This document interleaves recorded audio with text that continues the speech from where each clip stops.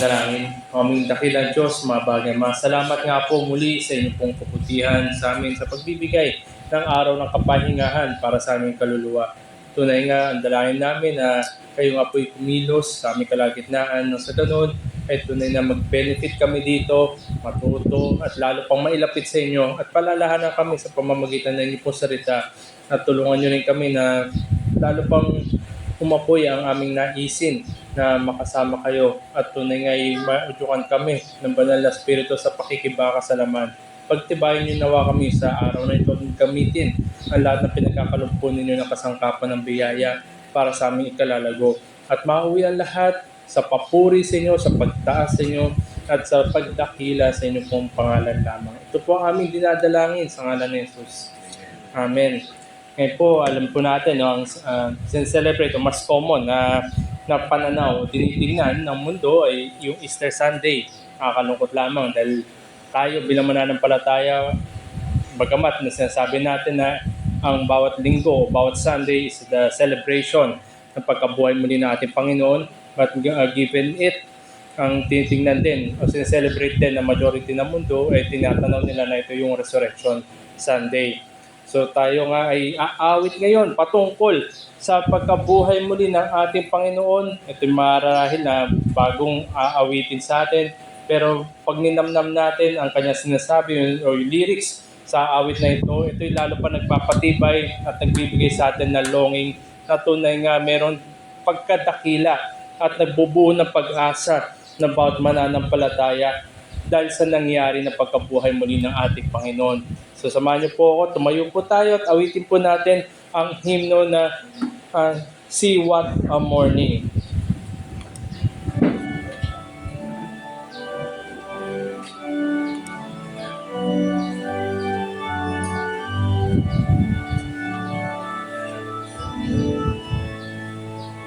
See what a morning, glorious is bright, with dawn in hope on Jerusalem. For there the grave clothes stood filled with light, as the angels announced Christ is risen. See God's salvation plan, wrought in love, born in faith, fading sacrifice, fulfilled in Christ one man, for He lives, Christ is risen from the dead.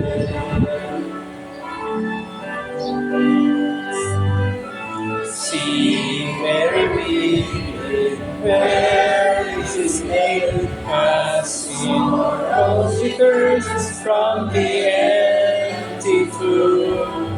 Here's a voice speaking, calling her name. It's the Master, the Lord, raised to life again. The voice as fans our ears, speaking life, still hope, bringing peace to us. Yes, until He appears, for He lives, Christ is risen from the dead.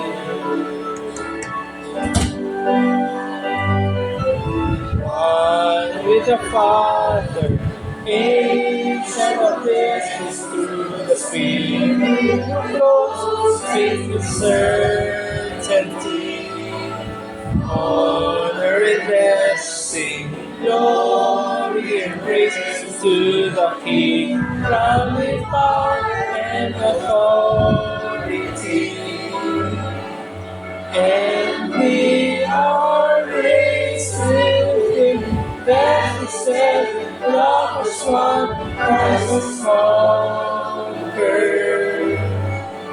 And we shall reign with Him, for He lives, Christ is risen from the dead.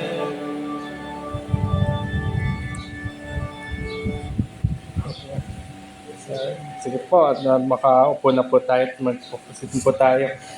Kung, kung makikita o kung naalala po natin, ang pinadala ko po na pag-usapan ngayon sa Sunday School ay yung benefit of resurrection, yung pakinabang ng pagkabuhay muli. Pero minarapat ko rin po in a practical sense para magkaroon tayo ng kaunawaan. Ano ba yung magiging pakinabang ng pagkabuhay muli ay nandun yung realidad na mamamatay. Paano nga naman pala mabubuhay muli kung hindi mamamatay? Kung gaya ni Kristo, gaya ng ating inawit kanina, dahil siya'y namatay at nabuhay muli, meron katiyakan ang pag-asa natin, meron tayong katiyakan na tayo bubuhay muli at makakasama natin ating Panginoon magpawalang hanggan. Kaya minarapat ko na pag-usapan natin, at least on this Sunday, yung tinatawag na individual eschatology. Yan. So, tingnan natin ito sa isang simpleng obserbasyon na hindi naman po lingid sa kalaman natin lahat at nararamdaman na rin natin ang epekto ng digmaan sa gitna silangan na kung saan, di ba, nagtataasan na yung mga presyo. Akala siguro nung iba, panandalian lamang, pero parang sa kada linggo, parang 2-3 beses tumataas yung presyo. Nasa 130 yata, mahigit ang presyo ng gasolina. So dito makikita natin no, isipin ng tao na dahil nga nagtataasan yung presyo, kailangan may control tayo sa paggastos natin. Kasi limitado naman kung ano yung meron sa atin, limitado yung pinambibili natin. At ngayon masabi natin, ito yung panahon upang hindi tayo mag-squander ng mga resources na meron tayo. Ito yung panahon na tinatawag tayo maging good steward ng mga bagay na meron tayo. At itong ang tinutukoy natin, kung ang presyo pinag-usapan, yung pananalapi natin at yung paggastos natin. We must be good stewards ng resources na meron tayo. At makikita rin natin na lalo pa siguro ngayon nagkaroon ng kaisipan o mas lumawak yung kaunawaan ng mga tao na maging practical sa mga bagay-bagay. Dahil nga nagtataasan ng lahat ng presyo, ngayon ay maging tayong practical. People becomes more practical by necessity. Kung dati, di ba, marami, mabilis gumastos. Kahit sa mga bagay na sabihin natin na gusto lang, gusto lang matry, gusto lang masubukan. Kahit sabihin natin, mahal naman para hindi na maiwan, no? Yung hindi sila ma-miss out. Sinusubukan nila, kahit hindi naman importante. Pero ngayon, nagiging silang practical. Kung hindi naman kailangan, nagdadalawang isip na. Kasi nga, dahil nagtataasan yung presyo. Everything, ang lahat na ng bagay ngayon, dahil nga practical ng mga tao, dapat meron tangible, yung nahahawakan, nararamdaman, o nararanasan, na pakinabang. Bago nila gastusin yung pera nila, dapat, ano ba meron dito? Ano ba yung pakinabang na makukuha ko dito? Para sa ganun ay magpapersuade ako na tama nga, kailangan ko nga, gagastos nga ako para dito. Meron ngayon tangible benefit dapat ang lahat. Dapat din, merong better reasons. Mas mabubuti na kadahilanan para i-pursue nila yung paggamit ng resources nila. At meron rin dapat doon na nagbibigay ng comfort sa atin, at meron din kapayapaan sa ating kaisipan. Dahil nga, di ba, parang mas lalo tayo nagiging tumitiklop yung kamay natin, ayaw natin basta palabas, kailangan inisip natin anong meron sa mga bagay na ito. Pero ang sinasabi dito ay hindi lamang ito limitado sa usapin ng ekonomiya o di kaya yung pananalapi natin, pinansyal. Kaya yan rin ay totoo kung ang pinag-usapan natin ay mga doktrina. Ano ba yung tangible benefit? Tandaan natin mga kapatid, napakalalim na salita ng Diyos. Hindi natin mauubos, hindi natin ma-exhaust yan yung salita ng Diyos. Pero ano man yung katotohanan na meron dyan sa katuruan ng salita ng Diyos, isipin natin, ano yung benefit nito para sa atin? Paano natin ma-apply sa ating buhay? Meron kasi mga kaisipan na ito yung mga parang philosophical lamang, mga parang sabihin natin words, mga salita lamang na hindi nagko-connect sa ating buhay. O di kaya maisip natin, paano ito ma-apply sa ating buhay? Practical na rin ang mga doktrina.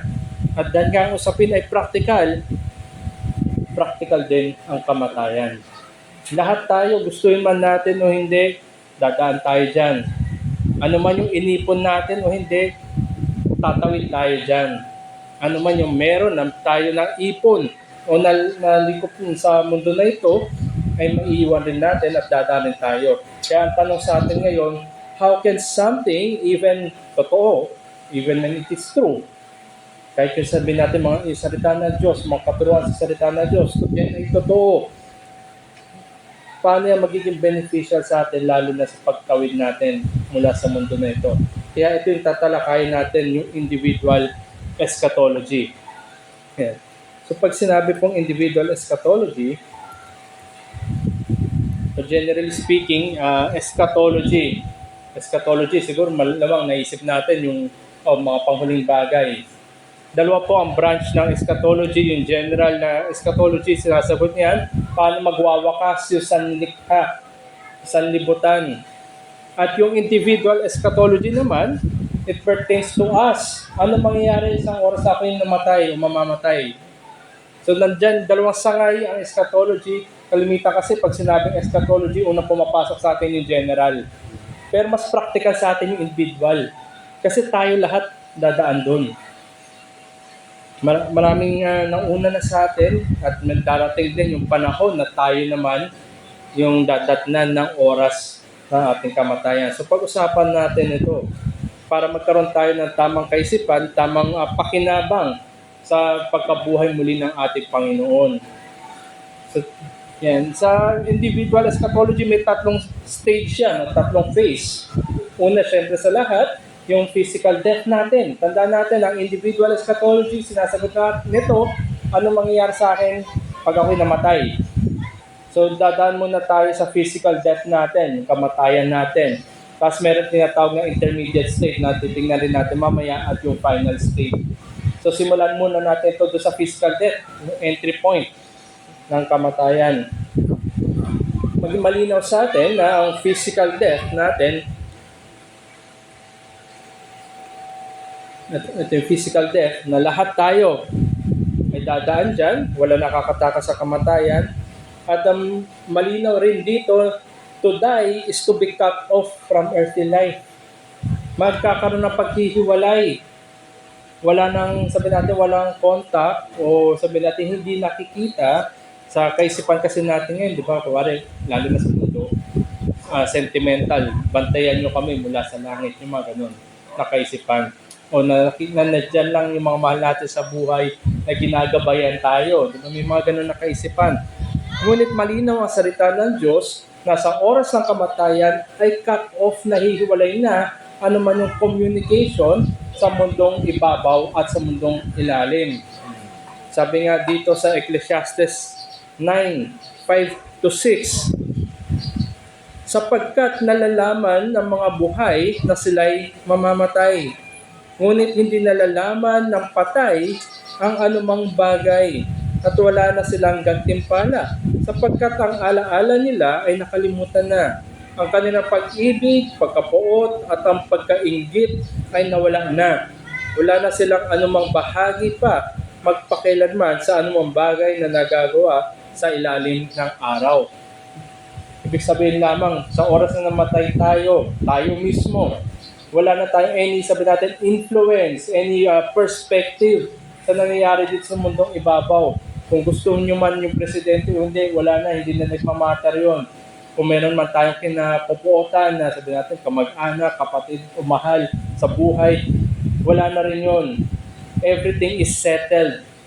Cut off na, nakatanggal na. At sino man na tumawid sa kabilang buhay ay wala na siya anumang parte dito sa mundong ibabaw. At ang kamatayan, ito yung resulta ng pagkahulog ni Adan. Lahat tayo ay nakay Adan. Lahat tayo nasa salinlahi ni Adan. At dahil nga nahulog si Adan, ano sabi ng ating Diyos? Sa oras na kayo nagkasala, papasok kasalanan at kayo mamamatay. Namatay si Adan. Namatay ang lahi ni Adan. At tayo bilang nasa lahi ni Adan ay naroon din ang kamatayan na naghihintay sa atin. At sa oras ng kamatayan at death, yung non-physical constitution natin, tandaan natin, yung ginawa ng Diyos ang tao mula sa alabok, nandun yung physical component, hinulmahan, hiningahan, at naging buhay na creature. So meron tayong physical component, yung katawan natin. Meron rin tayong non-physical component, yung kaluluwa natin. So sa oras ng kamatayan, di ba sabi nga nila, humihiwalay ng kaluluwa. Ang naiiwan, o di kaya halimbawa nasa lamay, nakikita natin yung bangkay. Yun yung physical component, yung katawan. Pero wala na yung non-physical component doon. Wala na, nakahiwalay na yung kaluluwa doon sa katawan. So nagkakaroon ng paghiwalay, humihiwalay, nagsiseparate yung non-physical constitution natin mula sa physical constitution.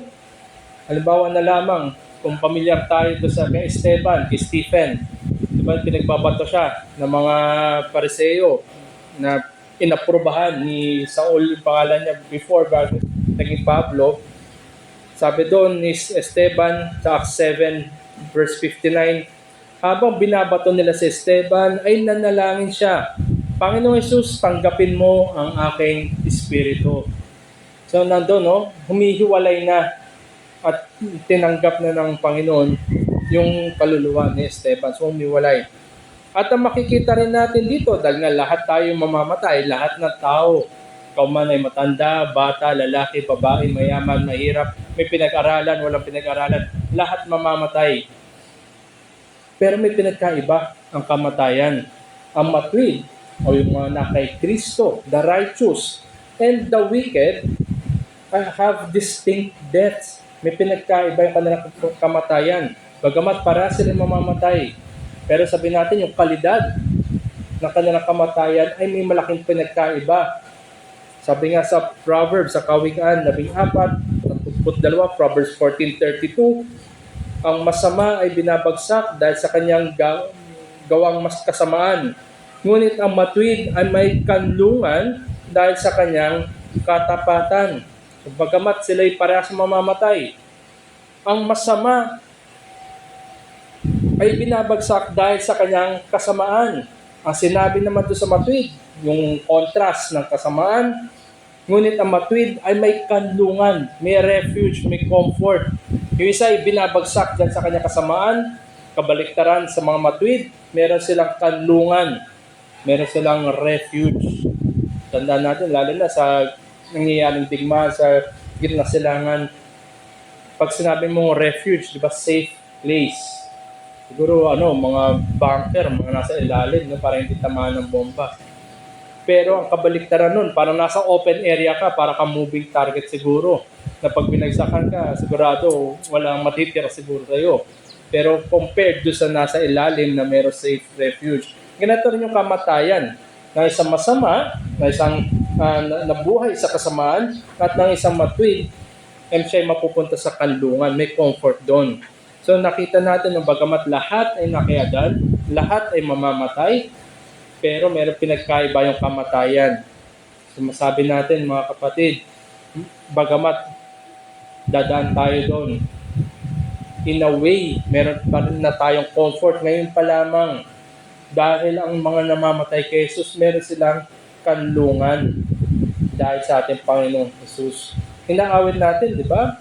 Our refuge, our rock. At kanina nga, inaawit natin na dahil namatay si Jesus para sa atin, meron tayong tagumpay kahit sa kamatayan. Sabi nga ni Herman Bavinck, isang teologo, death then is an exit from this life, the breaking of all bonds with this world. Never again will the dead have any share in all what happens under the sun. Bagamat tayo din, kung tayo na kay Kristo, wala na rin naman tayong share sa lahat ng bagay, sa ilalim ng araw, sa mundong ibabaw. Pero meron tayong katiyakan na paparating. Hindi kagaya ng mga masasama na sila ibabagsak palalo, palalim na palalim, dahil sa kanilang kasamaan at mahatulan sila dahil sa pot ng Diyos para sa kanila. Tayo ay merong ibang pupuntahan sa kanlungan ng ating Panginoon Kristo. So tingnan natin parang yan, sa point ng death natin, makita natin ang matitira na lang, makikita na lang ng mga maiiwan natin. Parang, di ba yung ano ba tawag dyan? Lapida. Yan, yung date of birth natin, sa date of death. Tapos kung ano man yung, di ba minsan may mga last words na nakalagay. So yan na lang yung makikita, maaalala ng mga mahal natin sa buhay. So ito na lang, parang magiging kwento na lang tayo, magiging kasaysayan na lamang tayo para sa ating mga iiwan. Pero tandaan natin, bagamat sinisimbolize niyan yung physical na constitution natin, yung katawan na iniiwan natin dito sa mundo na ito, nagpapatuloy pa rin yung non-physical na yung kaluluwa natin. So ito yung nangyayari sa physical death natin. Ngayon, gaya nga ng akin na sinabi kanina at pinakita, after na physical death, meron tinatawag na intermediate state. So tingnan natin, pag-aralan naman natin itong intermediate state. Okay. So matapos na namatay ang isang tao, bagang siya man ay na kay Kristo o hindi, masama man siya o matwid sa paningin ng Diyos, nagpapatuloy pa rin yung kanyang non-physical, yung kanyang kaluluwa. The souls of the dead, matwid man o hindi, immediately experience one of two states of existence. One of the two lang. Wala pong gitna, wala pong other options. One of the two lang. Hindi pwedeng parehas, ha? Either sa taas ka or sa baba. Walang gitna.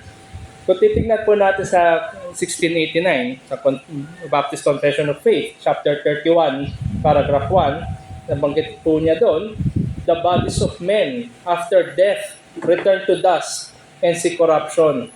But their souls, which neither die nor sleep, having an immortal subsistence, immediately return to God who gave them. The souls of the righteous, being then made perfect in holiness, are received into paradise, where they are with Christ, and behold the face of God in light and glory, waiting for the full redemption of their bodies. And the souls of the wicked are cast into hell, where they remain in torment and utter darkness, reserved to the judgment of the great day. Besides these two places, for souls separated from their bodies, the scripture acknowledged none. Ibig sabihin lamang, either nandun ka sa taas, sa paraiso, or nandun ka sa impyerno. Dalawa lang, wala pong gitna. Maging malinaw po sa atin yun. So either yung kaluluwa na namatay ay nasa itaas o nasa ibaba. There are only two possible outcomes. Ano po yan, or. Hindi po pwedeng and. So either nasa taas, sa kaluwalhatian, o patungo sa kahatulan. At ito nga po yung intermediate lamang, meron pang hinihintay. Parang isipin natin, siguro kung ilalagay natin sa lengguwahe natin, parang tayong nasa lobby, nasa waiting room tayo, papunta do sa yung room number talaga natin na permanente. There is still the intermediate state while waiting for the final state, yung consummation. Habang wala pa yon, yung pagpapala at ang kahatulan ay realidad na. Nandun na yung blessings at nandun din yung torment na nararanasan. Nararanasan na, bagamat kaluluway nandoon, wala physical na component, nararanasan yan. So tingnan natin muna, dahil nga dalawa lamang. Tingnan natin muna yung sa baba, intermediate state of the wicked. Para sa mga wala kay Kristo. Para sa namatay sa kanilang kasalanan. Yung intermediate state, patapos na namatay ang tao kung siya'y wala kay Kristo, sabi nga ay siya'y pababa sa impyerno. Torment in hell. The wicked are already being punished. Pinaparusahan na sila. Yung quote ng Diyos ay nararanasan na nila even as they are reserved for the day of judgment. Tandaan natin, nasa lobby pa lang sila, nasa waiting room pa lang. Pero doon pa lamang ay pinaparusahan na sila. At meron ng mga sabihin natin patikim ng quote ng Diyos sa kanila. Kung titingnan natin dito sa 2 Peter chapter 2, verse 9. 2 Peter chapter 2, verse 9.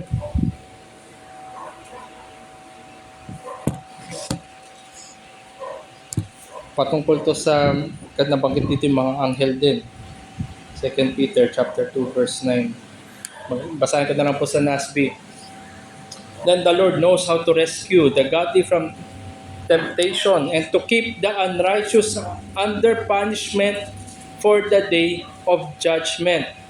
Yung mga unrighteous, mga wicked, mga wala kay Kristo, mga namatay sa kanilang kasalanan, Bagamat nire-reserba sila para sa kahatulan, sa araw ng paghahatol, sa Day of Judgment, nandun ay patikim na kanilang parusa. Nandun na yung karanasan ng kahatulan. Bagamat nire-reserba pa sila tungo sa huling araw na yon, sa araw ng paghahatol. At sabi nga rin sa Acts, sa mga gawa, Acts chapter 1, verse 25, tungkol naman kay Judas, to occupy this ministry and apostleship from which Judas turned aside and go to his own place. So sa pagkamatay ni Judas, alam natin siya nagbikti. Meron na siyang pupuntahan. At doon nga'y, sa pinuntahan niya yon, bagamat yan ay labi pa lang, tutusin, totoo na yung mga kahatulan, yung parusa sa kanila habang nire-reserve sila sa araw ng paghahatol. The wicked are already being punished even as they are reserved for the day of judgment. Sabi nga ni Sam Waldron, expositor ng ating confession ng 1689, each lost man has a place peculiarly prepared for him in hell, to which he will go when he dies. All this further implies that this life, ang buhay na ito, is determinative of the afterlife. Kung ano man yung ginawa natin sa mundong ibabaw na ito, kung paano man tayo nabuhay, nasa pananampalataya man o hindi, yan ang magsesettle kung saan tayo papunta sa oras ng kamatayan. Bagamat ang Diyos ang nakakikita ng ating puso, tandaan natin kung ano man yung laman ng ating puso, yan ay lalabas. Yan ay makikita, yan ay may patunay. At ang makikita sa atin, yan ang parang magdedetermine. Pero tandaan natin na hindi naman dahil maganda yung ginagawa natin panlabas, ay papunta na tayo sa itaas. Maraming masasabi natin na masasama yung loob, mga wala kay Kristo. Pero sila pa yung sabi natin tumutulong sa society, gumagawa ng mga bahay and everything. Yung mga sabi natin social work. Pero pagdating ng araw sa kanilang kamatayan, meron din silang pupuntahan kagaya ng pinuntahan ni Judas. Pero kung ikaw ay na kay Kristo, nakikita sa iyo dapat evident yung gawa ng kaligtasan. Ito'y umuusbong, lumalabas, nagtatranslate sa iyong pamumuhay at napapatotohanan ng mga nakakita sa iyo. Kaya yung mga pinag-aaralan natin sa Thessalonica, di ba nakita? Malingaw na sila ngay totoong binago ng Diyos at sila ngay sa araw na kanilang kamatayan may papupunta sila. Hindi kagaya ng pinuntahan ni Judas. So dahil nga ito yung sa pababa, sa mga wicked, sa mga walang pananampalataya at mamamatay sa kanilang mga kasalanan, tingnan naman natin kung saan papunta ang mga na kay Kristo. Yung intermediate state of the righteous, pagamat nga sa lobby, waiting area, totoo na rin yung pagpapala, blessedness in heaven. Naroon na, realidad na rin. Pero tandaan natin, bagamat yan ay realidad, yan ay patikim pa lamang. Kagaya ng pagpaparusa sa mga masama, sa mga walang pananampalataya, ito naman ay may pagpapala, pero yan ay patikim. The focus, yung focus dapat ng mga matuwid, ng mga na kay Kristo, yung focus natin kung tayo ngay na kay Kristo, bagamat may pagpapala na sa intermediate state, ang focus natin ay hindi dyan. Dahil yan ay patikim lang. Ang focus natin dapat ay papunta doon sa tinatawag na final state na titingnan natin mamaya. Bagamat may mga pagpapala, parang mga ambon-ambon lang na pagpapala, doon tayo dapat nakatuon sa final state. Kung ang mga masasama ay meron ng parusa, na ambon-ambon na parusa pa lang, sa kanilang pananaw ay mas okay na siguro yun kaysa dumating pa doon sa final state na lubos na yung puot ng Diyos. At tayo, kung tayo na kay Kristo, hindi tayo dapat, bagamat nariyan yan, pero ang ating pananaw ay nandoon sa kompleto, sa consummation sa final state.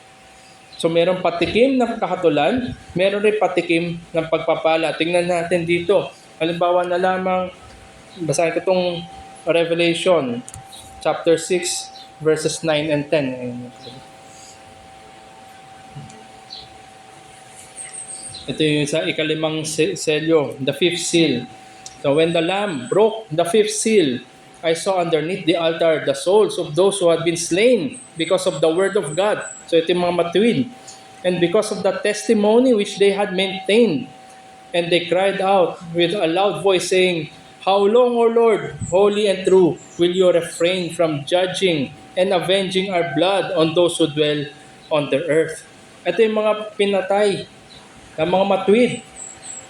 Pero kahit sila ay nandun sa pagpapala, nakasama nila ang Diyos, nandun pa rin yung kanilang pagtangis. Gaano pa ba katagal bago ibubuso buong kahatulan doon sa mga masama? Bagamat sabihin natin, itong lengguwahe na ito, parang paghihiganti yung dating. Tandaan natin, ang mga matuwid na ito, sinabi nga, dahil sa kanilang pinahawakan ng salita ng Diyos, and that testimony which they had maintained. Ang kanilang concern ay ang pangalan ng Diyos, ang kabanalan ng Diyos, ang hustisya ng Diyos, upang maluwalhati ang Diyos. Nandoon ang kanilang pagnanais na ang kahatulan ay mabuhos sa mga masama. Pero how long? Naghihintay pa lang, hindi pa ito yung panahon. At ang Diyos ang merong tanging dikta kung kailan ang huling araw. So very quick in passing lang tayo dito sa intermediate state. Sa oras ng kamatayan, ang matuwid ay makakasama ang Panginoon. Nandun yung pagpapala. Ang mga masasama ay mayroong pababa. Pupunta sila sa impyerno. At ang kahatulan ay patikim pa lang. Sabi nga ni Michael Horton, although believers feel its bite, yung kamatayan, dadaan rin naman ang mga mananampalataya sa kamatayan, nandun pa rin yung sting, nandun pa rin yung kagat ng kamatayan sa atin. Christ has removed yung lason, nawala na yung venom. Bagamat makakagat tayo ng kamatayan, pero wala na yung venom doon. At maging malinaw lamang rin sa atin, kung sasabi natin na tayo na kay Jesus, na wala na yung venom ng kamatayan, maging malinaw sa atin na wag natin i-downplay, wag natin maliitin ang kamatayan. Tandaan natin, pinagtagumpayan ng ating Panginoon ang kamatayan.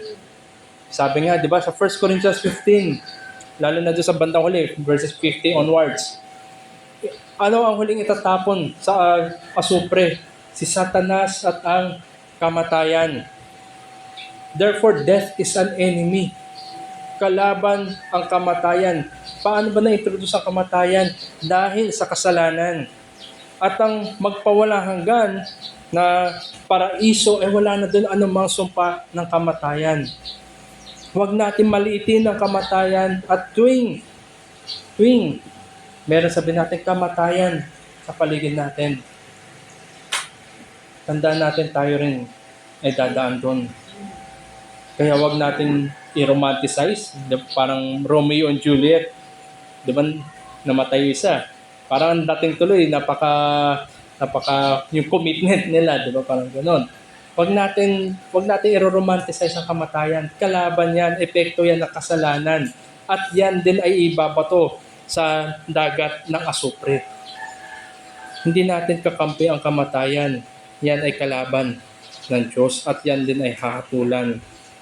Pero ang nagbibigay sa atin ng encouragement, mga kapatid, ay meron tayong tagumpay dahil kay Kristo na nagtagumpay sa kamatayan. So ito po yung titingnan natin sa intermediate state. At ang makita natin dito, ayan. So pagkatapos na namatay, merong pupuntahan. Ang intermediate state ng mga matuwid pataas, ang mga masama ay pababa. Wala po sa gitna. Meron na po tayong designated place kagad sa oras ng kamatayan. So ganito po yung pananaw. Sa oras na tayo ay namatay, meron tayong patutunguhan na lobby o waiting area. Yan ay may mga pagpapala. Kung ikay na kay Kristo, may pagpapala na nararanasan. Yan ay totoo, pero yan ay ambon lang. Kung ikaw ay wala kay Kristo, meron kang kahatulan na mararanasan, yan ay ambon pa lamang ng kahatulan, wala pa yung pinakapuot ng Diyos. Patikim pa lang. It goes both ways. Patikim ng pagpapala sa mga matuwid, patikim ng kahatulan para sa mga wala kay Kristo. Ngayon, tingnan natin itong final state. Nabanggit ko nga kanina, nagkaroon ako na shift sa ituturo ngayon. Kinuha ko rin naman, nilagay ko ito dito. Sabi sa Kitch Catechism, question 42. What benefits do believers receive from Christ at the resurrection? So babalik lang ako sa umpisa ko nabanggit.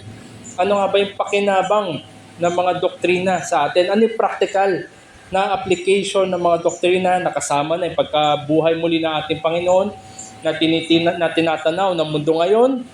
Ano yung pakinabang nito sa atin? Sabi dito, at the resurrection, believers become raised up in glory, shall be openly acknowledged and acquitted in the day of judgment, and made perfectly blessed in the full enjoyment of God to all eternity. Himayin natin ito. At tinutukoy niya yung pagkabuhay muli natin na. Yan ay nakaugat dahil nabuhay muli ang ating Panginoon. Dahil sa realidad na nabuhay muli ang ating Panginoon, tayo sa oras ng kamatayan at sabi natin tumawid tayo doon sa intermediate state at tayo ngayon nasa labi, dumating yung araw ng kahatulan na nabanggit dito in the day of judgment na binasa natin kanina doon sa 2 Peter na hinihintay pa yung araw ng kahatulan. Sa oras na dumating yung araw ng kahatulan na yun, naroon na yung pagkabuhay muli na masama at na matwid. At tayo bilang, kung tayo na kay Kristo, at that resurrection, at that great day, at that day of judgment, tayo ngayon ay magkakaroon ng maluwalhating pangangatawan. Tandaan natin, resurrection. Hindi lamang yung non-physical, kundi yung physical na component ng tao. Yung katawan ay bubuhayin muli at ang kaluluwa ay masasama doon sa glorified body na yon, sa maluwalhating katawan na yon, para ma-enjoy ng mga matuwid ang pagpapala ng Diyos. Tandaan natin doon sa intermediate state, sa oras ng tayo namatay, nag-iiwalay yung kaluluwa sa katawan. Doon sa intermediate state, kaluluwa lang ang nandun, wala pa yung katawan. Sa final state, sa araw ng paghahatol, the day of judgment, bubuhayin muli ang katawan. Masasama ang kaluluwa at ang pagpapala ay totoong masaranas, maano natin in its fullness. Dahil meron na tayong katawan at naroon yung ating kaluluwa. At yan ngay magpawalang hanggan. Kailan mangyayari yan? Sa pagbabalik muli ng ating Panginoong Jesucristo. Kung maalala natin yung binasa ko kanina doon sa Revelation chapter 6, ang sigaw o yung pagtangis ng mga mananampalataya, how long, O Lord? Gaano katagal? Naghihintay sila. At sa oras na dumating ang araw ng kahatulan, yan na ang paghihintay. So tingnan natin itong final state. Siguro, as a word of caution, parang medyo mag-ingat tayo. As the final state cannot be fully described in terms of our present state. Sapagkat itong kasalukuyan na to, di ba bumagsak na mundo ito dahil sa kasalanan, napakahirap dahil wala tayong basehan kung ano yung magiging itsura ng mundo na walang kasalanan. Kasi simula nung pinanganak tayo sa mundo na ito, hanggang tumanda tayo, hanggang paglaki natin, ito na yun bumagsak na. Nandun yung sakit, nandun yung kamatayan, nandun yung sabihin natin, yung mga kasalanan na nagagawa natin, hindi lamang sa ating sarili, kundi sa isa't isa. So ito na yung mundo na nakagisnan natin. Kaya nahirapan tayo i-comprehend ano yung itsura ng mundo na walang kasalanan. But it must also not be identified with the intermediate state. Tandaan natin, sa intermediate state, wala pa doon yung katawan. Kaluluwa lang na nasa waiting room, nasa lobby. Hinihintay yung araw ng kahatulan. Sa oras na bumalik ang ating Panginoon at na-consummate na ang lahat na ito, nagkaroon na ng pagkabuhay muli, meron na tayong katawan, doon lamang natin makikita kung ano yung mundo na walang kasalanan. Sabi nga sa paragraph 2 ng chapter 31 muli ng ating Confession of Faith, the end of God's appointing to this day is the manifestation of the glory of His mercy in the eternal salvation of the elect, in the eternal damnation of the reprobate. So nandun, eternal salvation, magpawalang hanggan, ng mga matuwid at magpawalang hanggang kahatulan ng mga makasalanan. For then shall the righteous go to everlasting life, sa buhay magpawalang hanggan, receive the fullness of joy and glory. So sabi natin, mabubuo, makukumpleto ng kagalakan at kaluwalhatian with everlasting rewards in the presence of the Lord. But the wicked, para sa mga masama, shall be cast aside into everlasting torment, sa magpawalang hanggang paghihirap, and punished with everlasting destruction from the presence of the Lord and from the glory of His power. So kung sa oras na tayo namatay, naghiwalay na, may patutunguhan ang matuwid at ang masama, yun nga'y patikim lamang. Pero pagdating sa final state, everlasting na yan. Na-amplify. Sagad-sagad at puno na. So tingnan natin muna yung everlasting punishment sa wicked. Simula tayo sa pababa. Sabi nga sa Matthew chapter 3, verse 12, His winnowing fork, yung hiwalay. His winnowing fork is in His hand, and He will clear His threshing floor and gather His wheat into the barn, but the chaff He will burn with unquenchable fire. Isipin natin, no? Ito'y pinatutungkulan kung ano yung sa huling araw. Bagamat ngayon, nandun pa yung magkakasama, yung chaff, saka yung wheat. Hawak-hawak ni Kristo yung winnowing fork. Di mga sabi sa kanyang muling pagbabalik, kahatulan. At sa kanyang muling pagbabalik na kanyang hahatulan, hihiwalay niya yung mga wheat saka yung chaff. Yung chaff, pinatutungkulan yung mga hindi matuwid, mga makasalanan. Sila daw ay itatapon sa unquenchable fire. Apoy na hindi natutupok. So 24/7, mainit na mainit at walang katapusan na init yan. Hindi naman sinabi na mawawala yung mga chaff, kundi nandun sila sa apoy, magpawalang hanggan. So dito ay apat na points, siguro tingnan natin dito. Una, yung duration, gaano ba katagal? The duration of the final state of the wicked corresponds to that of eternal life. Nabanggit niya, binasa ko na kanina, para sa mga matuwid, eternal life. Para sa mga hindi matuwid, eternal damnation, magpawalang hanggan. At ang ikalawa na makita rin natin dito, the tragic condition of the wicked is to finally be without God, whom they rejected. Malayo sila sa Diyos. In one sense, nandun pa rin naman yung presensya ng Diyos, ngunit para sa kahatulan, sa puot ng Diyos. Nandun, puot na lamang natitira para sa kanila. At ang ikatlo na punto, the worst degree. Tanda natin may mga degree ang paghahatol. Bagamat fullness of the wrath of God, meron pa rin yan degrees. The degree of torment is based on culpability and knowledge of revelation. Kaya nga, tandaan natin, lalo na sa mga nagsabi sa kanila, sa isang parte siguro, o panahon sa buhay nila na sinabi nila na nakakilala sila sa Diyos. Marahil umattend ng church for a time, pero mas mabigat ang kahatulan sa kanila sapagkat alam nila o napakinggan nila ang katotohanan, lalo na kung niyakap nila ang mga katotohanan na ito at some point sa kanilang buhay at tumalikod. Sa nga po, tingnan natin itong Hebrews chapter 6. Hebrews chapter 6 verses 4 and onwards. Ito yung ikatlong warning passage sa Hebrews. Hebrews chapter 6 verse 4 and onwards. For in the case of those who have once been enlightened and have tasted of the heavenly gift and have been made partakers of the Holy Spirit and have tasted the good work of God, the good word of God and the powers of the age to come. Pinatutungkulan sa mga tao na nakatikim ng katotohanan ng kaligtasan. Ibig sabihin, nakita nila. Marahil, mga churchgoer ito. Nakita nila kung paano yung kapangyarihan ng Diyos, binago yung kakilala nila o mga kapatiran nila na sinasabi nila sa church. Nakita nila kung paano binago mga makasalanan.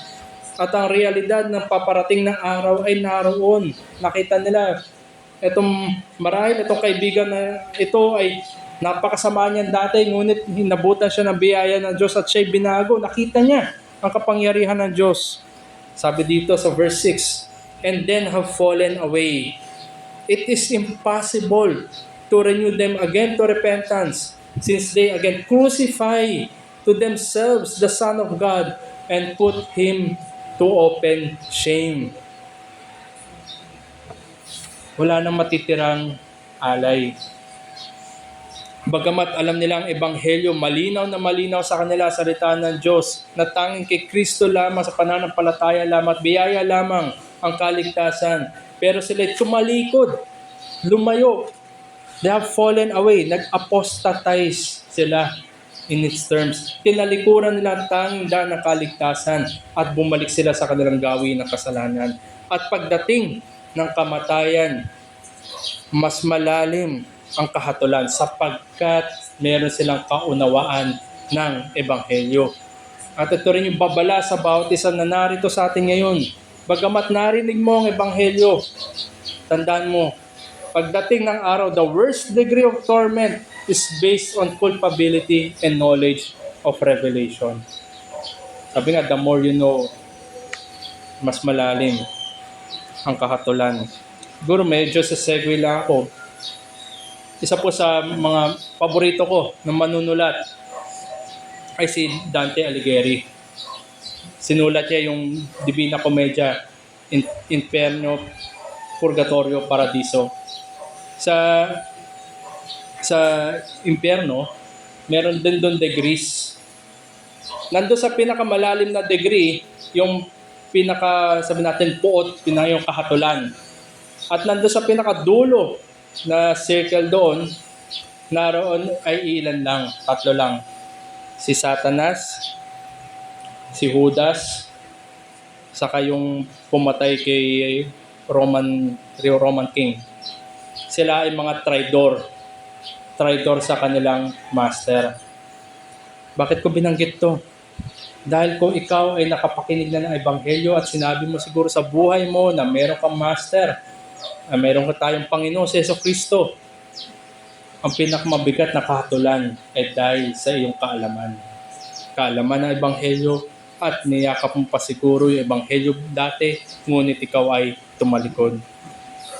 Ang bigat ng puot ng Diyos ay nandoon. The worst degree of torment is based on culpability.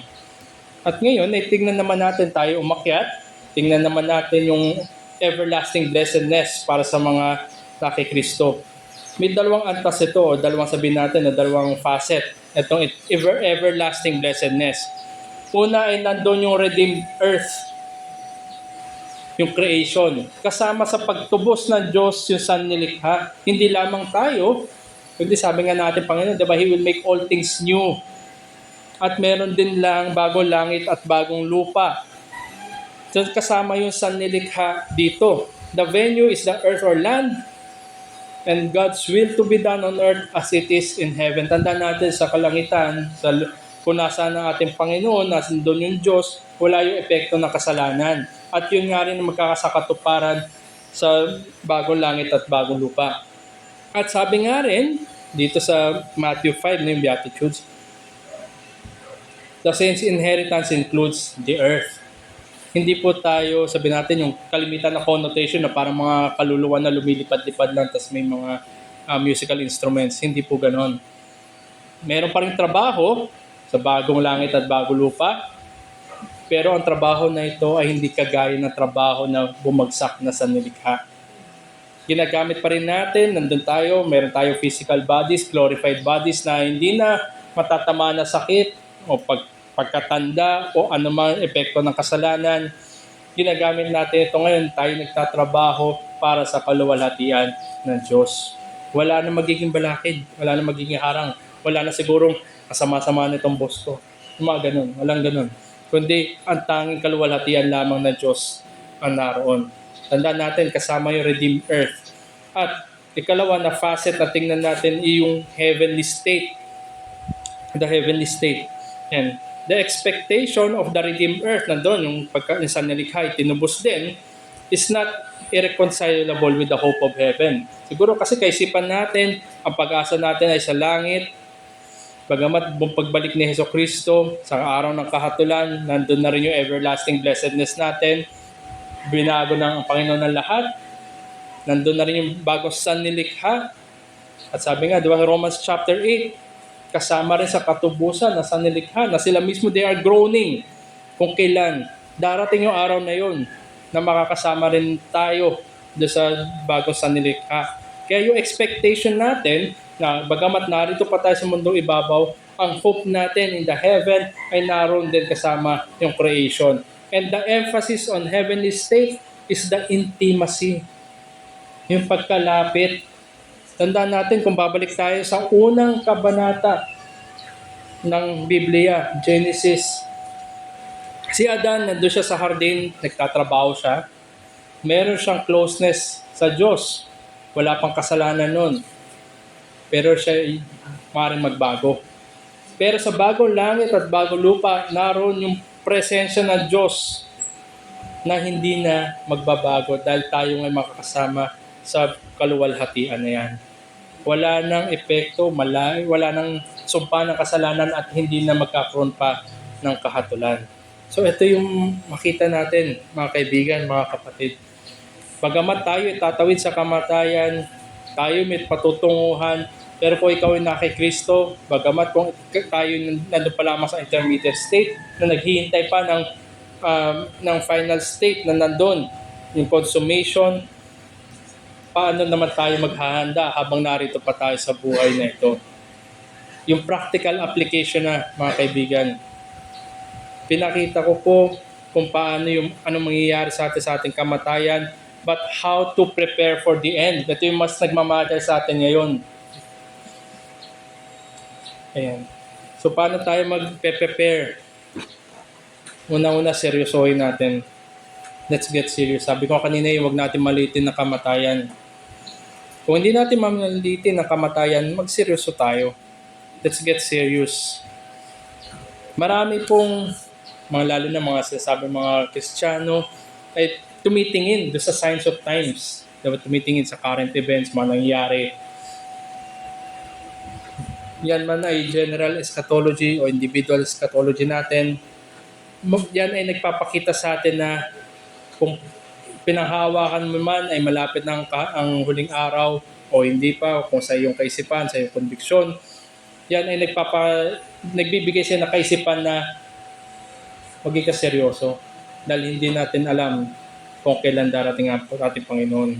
No one is going to be laughing on the last day or on our last breath. Kung yan man ay huling araw na sannilikha, wala tayong makikita na tumatawa-tawa dyan, na nagpapatawa. O kung dumating man yung huling araw nating hininga, hindi rin siguro joking matter ang kamatayan. So let's get serious, mga kaibigan. At ang ikalawa, get reliable information. Ang salita ng Diyos ay napakayaman. Kaya sabihin natin, nandito pa tayo sa mundo ibabaw na to, nagtuturo na siya sa atin kung ano mangyayari sa kamatayan at sa ating sarili mismong kamatayan. So use the Word of God to understand what is happening around us and in us, and then take appropriate action. Iba siguro kung nakakaramdam na ng sabihin natin, parang may sakit na yata ako. So yan rin ay kaparaanan ng Diyos para tawagin ka na magseryoso at pagbulay-bulayan din yung buhay at estado ng iyong kaluluwa. At ang ikatlo, get your house in order. Yan nga'y kaparaanan ng Diyos para kunin yung sabi natin na, teka, pag-isipan mo muna. Saan ka ba nagkukulang? O maaaring yung mga narinig mo dati ay maaalala mo. Lalo na kung ikaw ay namuhay sa kasamaan at hindi ka sa walang pananampalataya. Pero sa punto na iyong buhay ay may nagbahagi sa iyo ng ebanghelyo. O nakarinig ka marahil na isang mangangaral. Yan ay kaparaanan din ng Diyos na ini-extend niya sa iyo kahit sa iyong kasamaan. Find out where we are lacking and utilize the readily available means of grace. Kung ikaw ay mananampalataya, pagtibayin mo ang iyong pananampalataya. I-ready mo ang iyong kaluluwa. Na sa ganun, sa huling araw, Huling araw man, ano man mauna, bumalik man natin Panginoon o tawagin tayo na may makitaan tayo na may pagtindig sa pananampalataya. At ang ikaapat, kung paano natin i-prepare yung ating sarili, lumayo tayo sa danger, get away. Sabi nga sa Art of War ni Sun Tzu, the best way to win a fight is to avoid one. So lumayo tayo. Kung nakita natin, malinaw sa atin at sa salita ng Diyos na may papupuntahan ang mga masasama sa kahatulan, sa impyerno, sa apoy na asupre, lumayo tayo dyan. At paano tayo lalayo? We must flee from the wrath to come. Yan nga'y panawagan ng ating Diyos na mapagbiyaya. Kahit sa lumang tipan, sa Ezekiel kung ating babasahin, ang daming panawagan ng Diyos na nariyan na yung kahatulan, narito na yung kanlungan. Bakit mo pa i-desire mapunta sa kahatulan? Pinapaalalahanan tayo ng salita ng Diyos every Sunday o sa inyong family time, sa inyong family devotion, o sa iyong pagbabasa individually na salita ng Diyos. Pinapaalalahanan tayo na may kahatulan na paparating. And there is no better day than today. So ito po yung apat na practical application natin. Get serious, get reliable information, get your house in order, and get away from danger. Ito po yung ating references na ginamit. May mga katanungan po ba na dito po siguro ako magwawakas? Meron po bang katanungan? Tandaan natin, tinuro ko po ito sa liwanag ng pagkabuhay muli ng ating Panginoon at tinatanaw ngayon ng Christendom. Pero tandaan natin ang ating Panginoon, tayo'y nagdidiwang ng kanyang pagkabuhay muli kada linggo. May mga katanungan po ba or may mga gustong i-clarify? Very quick run through lang ito ng individual eschatology. So maghanda tayo para sa ating kamatayan, maganda rin tayo sa magpawalang hanggan. At lahat ng iyan ay nasa-settle sa mundong ibabaw. Wala pong nako-convert matapos ng sila'y namatay. Oras ng ating kamatayan, meron na tayong designated place. Either ikaw ay pataas o ikaw ay pababa. That's it. Wala pong gitna at wala na rin pong magagawa ang mga mahal natin sa buhay na iniwan natin sa mundong ibabaw na ito. Okay po, sige po, may gusto po bang ano? Sige po, ano yun?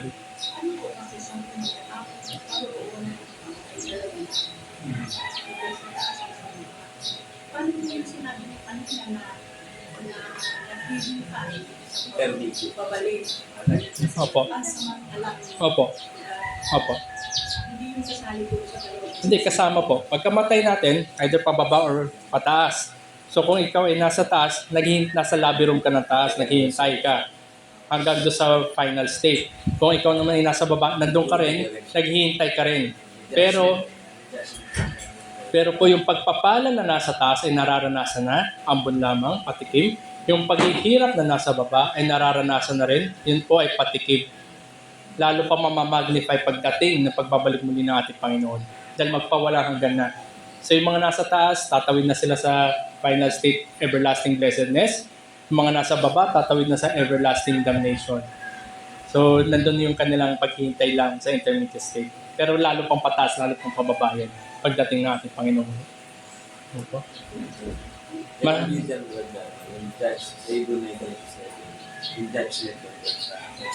Sa Hebrew. 9:27. Okay. Sa point Opo. na naman after that judgment. Opo. So, ano yung judgment doon? Ay, Opo. Nabanggit ni Brother Aldrin, kalimitan na ginagamit lalo sa mga lamay, sa mga necrological services. Hebrews chapter 9, verse 77, it is appointed for man to die once, then after judgment. Pag i-explain natin on that verse itself, ang tinutukoy doon ay ang kamatayan ng ating Panginoong Jesucristo na siya lamang yung namatay to procure salvation. Hebrews, dahil nasa mapa na Hebrews chapter, simula sa 8, yung better high priest, kasama yung 9, yung ginawa niyang paghahandog ng kanya sarili. Kaya nga ito'y panawagan na sino man ay kay Kristo lalo tumindig dahil sa katiyakan ng victory ng ating Panginoon. Ngayon, ginagamit itong teksto as a timely reminder, lalo na po sa mga necrological services, na pagpapalalahanan sa atin, sa mga buhay, na meron paparating na kamatayan. Appointment. Totoo. Dumating yung appointment ng ating Panginoon, yung habang siya nabubuhay. Dumating yung appointed time ng kanyang kamatayan. At tayo rin ngayon, lalo na kung, syempre buhay tayo, darating din yung appointment natin ng kamatayan. Dahil sa oras ng ating kamatayan, judgment na yung naghihintay. Yan rin ay panawagan kung wala ka kay Kristo. Naghihintay na kamatayan, na kahatulan, bagamat ikay nandun sa labi sa baba. Ramdam mo na yung paghahatol sa iyo, yung pagpaparusa. Kaya nga, set your life, everything in order habang nandito ka pa. Yan nga yung panawagan ng Ebanghelyo. At ang mga mamamatay na kay Kristo, bagamat may kahatulan din, pero may nagbayad na ng kanilang kahatulan, ang ating Panginoong Hesukristo. Kaya minsan nang namatay ang ating Panginoon para sa kanyang mga tinubos. Bagamat isipin natin, future pa yung judgment na yan. Kung ikaw ay na kay Kristo, nasettle na yan ngayon. Kaya pagtawid mo ng kamatayan, ang makikita sa iyo. Sabi nga, di ba meron tayong great high priest na nananalangin. Meron tayong advocate, meron tayong lawyer kung tutusin. Nasasabihin ng ating Panginoon sa Kristo sa Ama, Ama, ako'y namatay para sa Kanya. At ang makikita sa atin sa pamamagitan ng pananampalataya lamang ay ang katwiran ng ating Panginoon sa Kristo. So naroon, may paparating rin na kahatulan. Ang tanong sa atin yan ba ay nasettle na sa mundong ibabaw? Sa oras na hindi pa yan nasettle, ikaw ang magsisettle niyan sa iyong kamatayan. Kaya yan ay panawagan sa mga wala pa kay Kristo. It is appointed for man to die once. Isang beses lang naman tayo mamamatay. At ang paparating ang kasunod ay kahatulan. Either nasettle na yung kahatulan na yan sa kay Kristo ngayon, sa iyong buhay, o hindi pa, ikaw ang magbibigay ng pagsusulit sa harapan ng Ama. Mabigat at magpawalang hanggan. Kaya wag natin malitin, wag natin hintayin. Hindi rin natin alam kung kailan darating. Sige po. Yung pakikremasyon, yung pakikremate ang Katawan. apit mo ang spirito, naramdaman ko ng spirito. Nakakatawan niya yung Yun. Ang tanong po is yung pag-kinremate, yung physical na aspeto natin, yung katawan. Ang tanong po ay kung mararamdaman ng spirito. spirito. Okay. Sa oras po ng kamatayan, maghihiwalay ang physical at yung non-physical na constitution ng tao.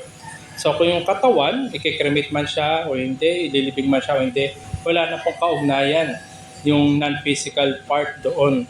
So hindi niya mararamdaman na kasi nga nagkaroon na ng paghihiwalay. At pagdating po sa final state, sa pagbabalik muli ng Panginoon Kristo, ano man yung nangyayari sa katawan na yon, yung man ay sabihin natin napugutan, nasunog, na naging abo, ibabalik po yan sa isang maluwalhating pangangatawan na wala na pong epekto ng anuman na kasalanan. Either man siya pinugutan o naging abo or naagnas na, glorified. At sasama po muli yung non-physical na aspeto ng pagiging tao natin. Kaya nga po, yung pagpapala, mas matindi, mas mararanasan natin dahil meron na tayong katawan. Ngunit kung wala tayo kay Kristo, ibabalik pa rin naman, bubuhayin muli yung katawan, ipagsasama sa kaluluwa na wala kay Kristo. Mas masakit ang kahatulan dahil meron ng katawan. Yun po. So, dun sa going back to sa question niyo po, wala nang connection. Wala na pong, kasi po na natanggal yung non-physical sa physical. Ang maiiwan na lamang, nakikita po, kunwari sa mga lamay, yung katawan, yung physical aspect. Pero wala na po dun yung non-physical. Yan po. So pa, Sige po. halimbawa nakaburol, yung daratang mga pastor o mga kabataan na epekto pa yun sa kaluluwa. Sa kaluluwa ng mga buhay, yung mga nakikinig. Yung sa espiritu. Doon sa wala na. Kasi oras na po na namatay siya, that settles everything. Wala na pong epekto yung mga panalangin ng mga buhay. Hindi po magiging factor yun, sabihin natin na pwedeng itaas o ibaba. Wala na po, that settles everything. Lahat po ay sinisettle sa buhay na ito, sa ibabaw. Oras na siya, hininga niya yung huli. That's it. That settles everything po. Yan. So yung mga panalangin kaya po sa mga necrological services, yun po ay ginagawa para sa mga buhay, hindi po para doon sa patay. Ginagamit po na panahon yon para magbulay-bulay din, pag-isipan din ng mga buhay, yung kanilang sariling buhay. Dahil tandaan po natin, sabihin natin na sa lamay tayo, yung iba nakaupo sa likod. Pero kung sa realidad niyan, unti-unti tayong palapit na palapit hanggang tayo na yun nandoon. Kaya po pag-isipan rin po natin. Yun po yung ginagamit. Yung mga panalangin, panawagan to para sa mga buhay at at yung pangangaral na salita ng Diyos ay para rin po sa mga nakakapakinig. Hindi po doon sa patay. Yun po. Yun yung ipagpapaalala din sa mga nandoon sa burol. Yun po. Yun po. May ano pa po? Yan na. Yan din sabi nga, huwag kayong maingay at baka mabuhay yung patay. Ayun. Siguro magtatakbuhan talaga yun. Ay, magtitilian. Let's hope na hindi. Yun po. Last question. Meron pa po.